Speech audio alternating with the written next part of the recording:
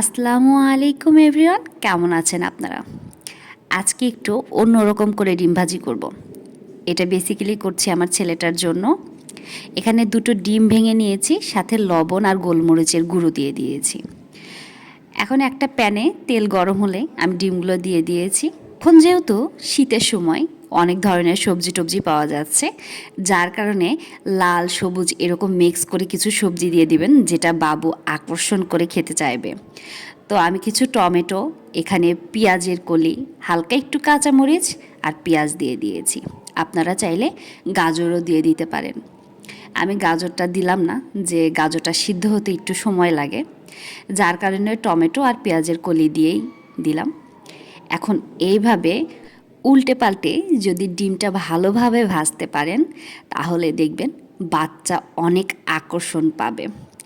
এই ডিমটা দেখে তার অনেক আগ্রহ তৈরি হবে খাওয়ার জন্য, ও অনেক পছন্দ করবে।